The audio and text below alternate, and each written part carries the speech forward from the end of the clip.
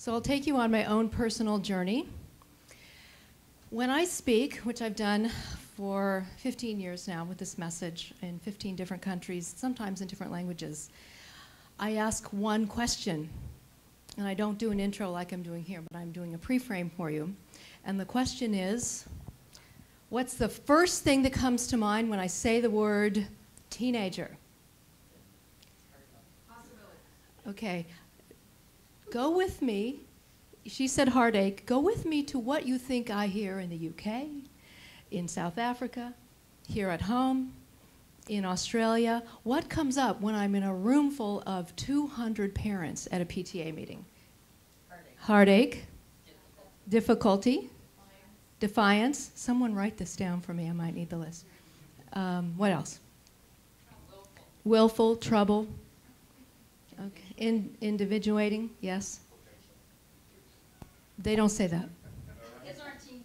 Yeah.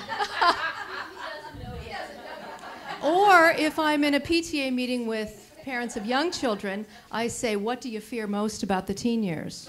Give me some of that. Disrespect. Drugs, sex. Wrong path. A lot of fear, right? We got a lot of fear, or we got the opposite of an aha moment is another kind of moment. Have to keep it clean. So what I do is I write the list on the board, and I say, is that who your teenager is? And I'll tell you that that's who I thought my teenager was 15 years ago. He was the moody, broody, internal, private, leave me alone. Anybody got one of those? Yeah, a few nods. What else goes along with that? Defiant, quiet, grunting. Remember that one? Yeah, grunting. So then I ask parents, and I'm going to ask you, is that what we want to make more of? So what would be the opposite of that if we had a whiteboard over here and we had the opposite of all those words? You can have yours now. Potential. Motivated. Loving. Engaged. Oh, my chemistry is changing already. What'd you say? Cooperative. Appreciative. Respectful. Imagine that. A different picture. Anybody got one of those?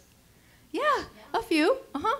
So typically when all of us sit, stand, talk to groups of parents, we're talking to parents who have a belief system that looks more like this, right? That's why we've come here to this meeting. And so I say, in the next 7 minutes, I'm going to show you how to take your teenager from this to this. Do you want to go with me? Absolutely. Okay, so I say, do you want to go with me? Let's go. So the most important thing for me to do is share with you how I went from this to this, how I went from being the parent of this type of teenager, which I had, to the parent of this type of teenager. Sounds good, huh? Now, we can go to therapy, we can go to classes, we can take, years to do this, and I'm going to give it to you in 7 minutes, so you can go home and try it. Pretty cool. So I'm going to take you through my own journey on how I went from here to here. It's going to take just a few minutes, and I'm going to draw 4 scenarios. The first scenario is 15 years ago. I was a film producer, and I was a single mom, self-supporting, and self-employed. That's a lot of solo kind of things. And I figured out at 14, when I had a 14-year-old, you can't put your 14-year-old in daycare anymore. Darn, yeah. So as a film producer, being all over the world and on the set, I had to figure out a new career. Anybody have a new career? Yeah. You know what that's like. So one day I came across a magazine and it had life coaching in it. So I'm opening the magazine and I'm like, that's it. I'm going to close the Rolodex on my film career, which was very, very awesome. And I'm going to become a life coach. So I enrolled in the school. So the first scenario is mom's having a career change. My 14-year-old is going through hormonal changes and slamming doors and throwing backpacks down and telling mom she's nuts. And mom's decided in the middle of all that to change her career. Okay, scenario one. So I closed my career. I went on fumes financially for 6 months, just turned in my life insurance policy and went to life coaching school. Took a year. So I'm in transition, and I'm finding this stuff is transforming me, that it's not about transforming other people. And the regular fodder of the Life Coaching 101 is, what do you want? Who are you in there? What are your values? And so the second thing, that's the short version of the year-long course, by the way. The second scenario is I decided to open my own coaching business because I needed money. And being self-employed and self-supporting, it wouldn't have occurred to me to get a job. Still doesn't. Darn, missed that one. And I set up my own coaching business 3 months into coach training. So the second scenario is that I'm beginning to coach people who are moving from employment to self-employment. Pretty good gig, right? Because a lot of people can't figure out how to go from reactive to proactive, from external to internally motivated, all those, deeply rooted things inside becoming self-employed. So mom's not only got a new school, a new career, transitioning from the inside out. People are asking me, are you living your values? I'm like, oh my gosh, that's a new question. I'm used to put the camera there. That kind of bossy stuff. I'm pretty good at that. My buddy over here. So second scenario, I'm starting a new business. Then I had an aha moment halfway through that, and the aha moment was, dang it. I think I was a little bit more rough than that.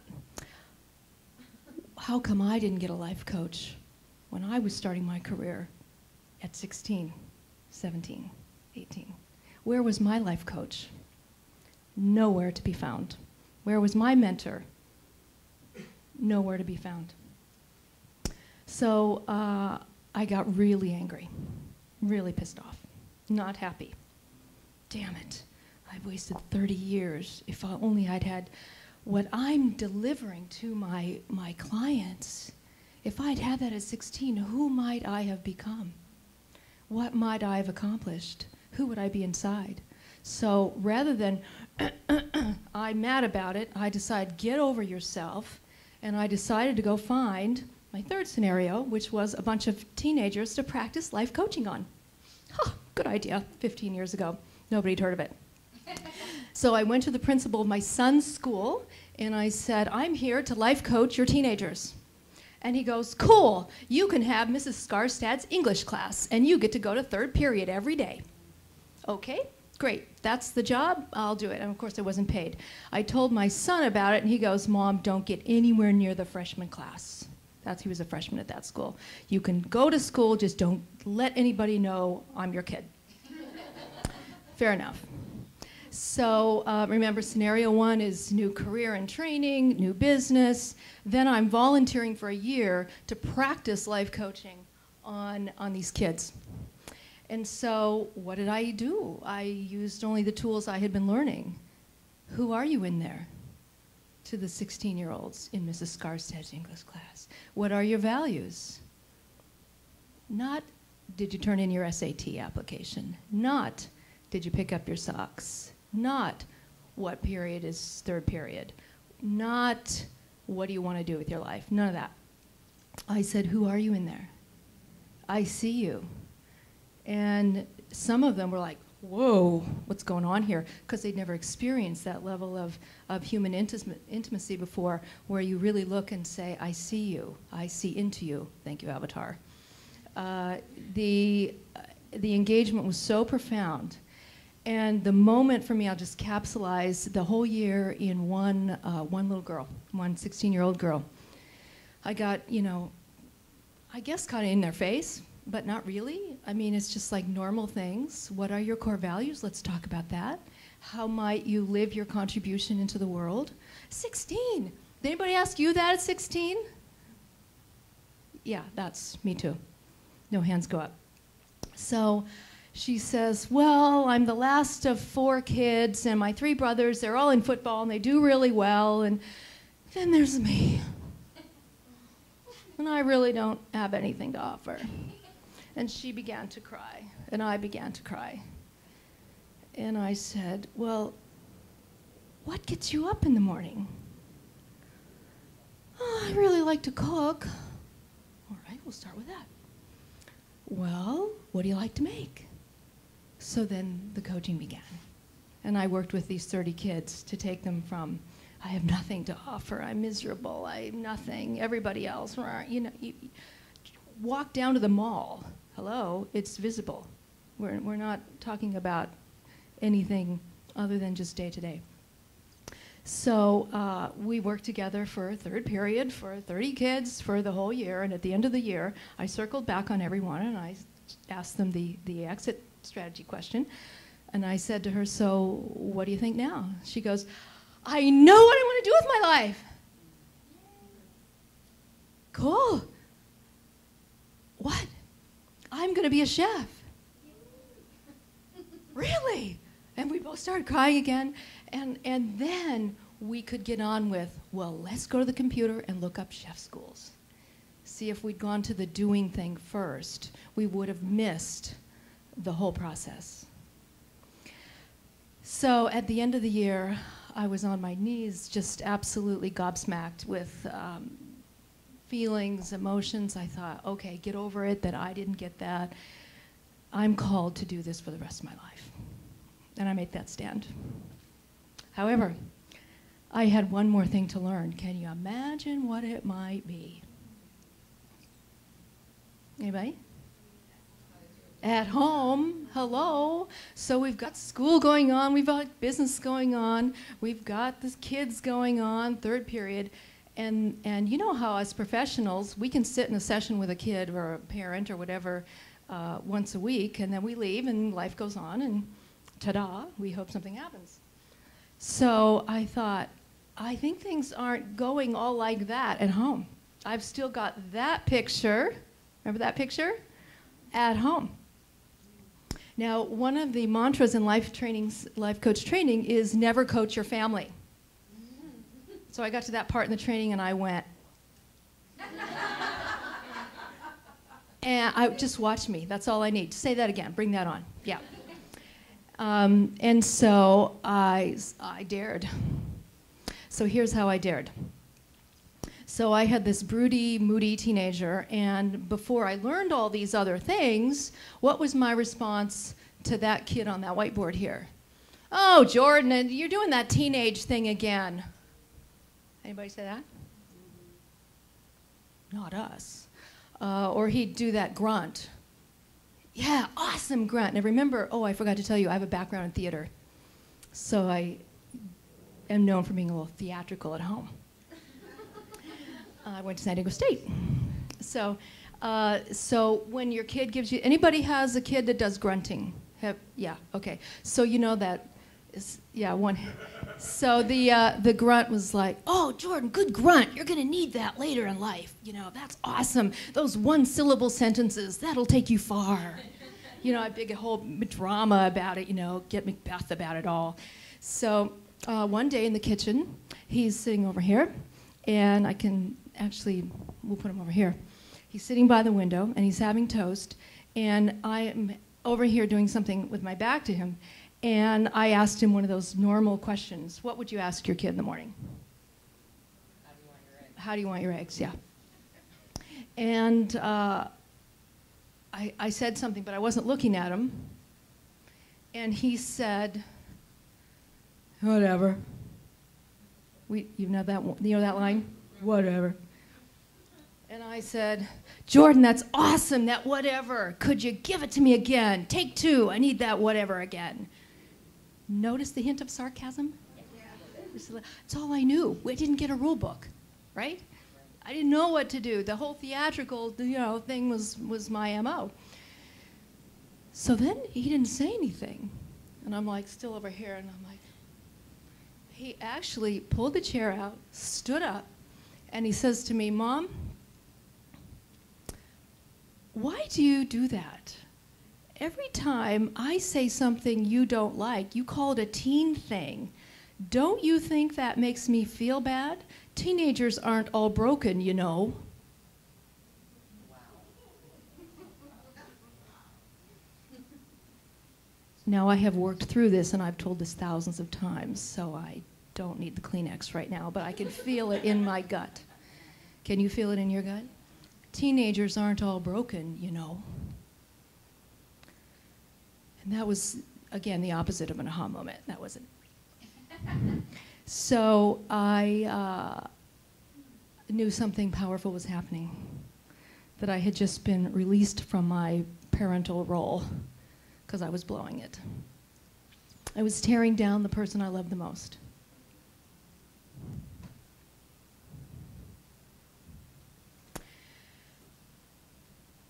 So we had a moment of silence, something new in our house, because I'm the talker. Imagine that. And we stood and looked at each other, and I thought, oh, I gotta think this through. So I did something very rare. I stopped talking. And he went off to school, and I decided I was going to be quiet for 2 weeks while I figured this out. We have a thing in our house, it's called Listen with Your Lips Shut now, a little fast forward.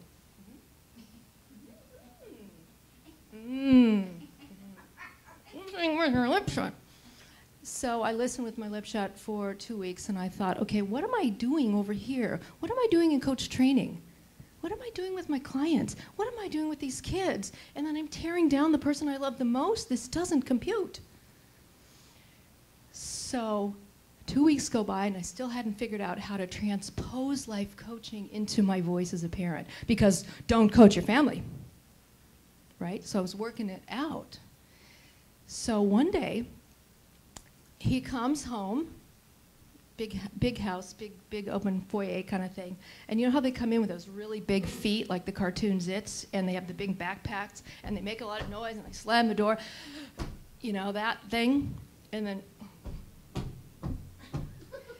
then I'm in the kitchen, so we're about maybe 20 feet away. And I looked at him and I thought, okay, I've been quiet for 2 weeks. It's really weird. I can't go on like this. I have heard people say, just lock them up till they're 21. You can talk to them then. You've heard this? Yeah. Okay. So I thought, I am not going to stop talking in my own house till he's 21. He's only 14. I can't do this for 7 years. So I turned around, and he came in, and I go, "Hail, fine young son."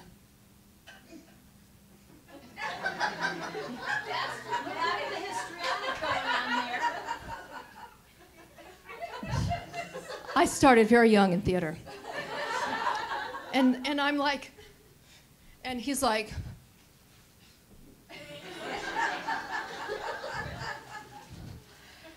have I come to the wrong house, whatever. And so he's kind of locked like this. He's backed up a few steps. I'm kind of like, you know, King Lear or something, you know. And we stood there paralyzed. The next thing that happened was he was kind of like,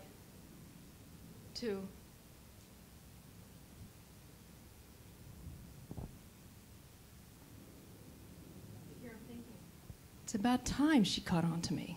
I am the fine young son. And all this stuff on the board flashed in front of me, and I thought, maybe if I say something different, maybe he is the fine young son.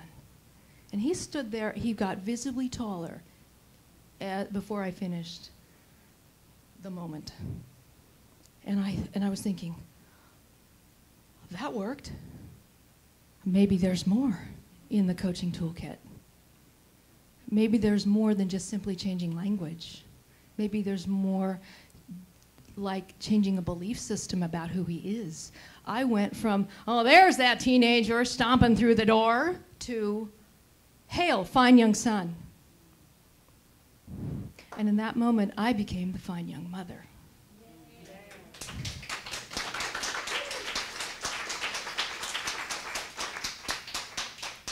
And so we learned this, and things started changing. And I said, I have to take everything I've done with this new career and wrap it into a new model, and I called it Parent as Coach. Sort of duh, you know? And I said, Jordan, will you help me take this message to the world, since it's changed us, but mostly me? He goes, yeah, right, Mom, you're the first guinea pig. You give it out to the world. And so I give it out to the world, and he stays anonymous for his... That's the kind of person he is. And so he says, and I'll stay with you every step of the way. That was 14 years ago. So I have to, hope I just got one more minute. So what I decided to do in taking it to the world, I'll be very short because there is a year-long training program, of course. What I did to take it to the world, I didn't know how to write, I didn't know how to do this kind of speaking thing. You know, I knew how to do Shakespeare, but that's about it. And so I said, well, what if I ask the kids? I'm not a behavioral therapist, I'm not a psychologist, I don't play one on TV, don't want to. And so I thought, well, in coaching, we ask for the client's point of view, like the husband's. And I said, so I'll go ask 100 kids, what do you need from adults? A little science experiment.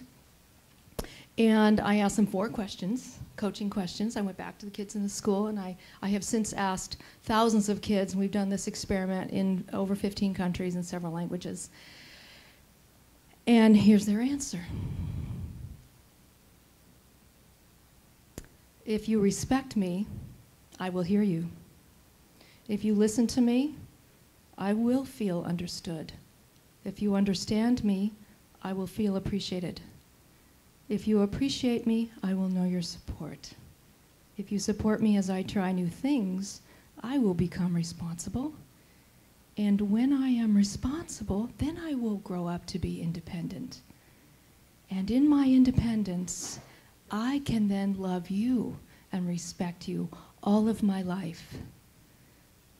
Whew. You're a teenager.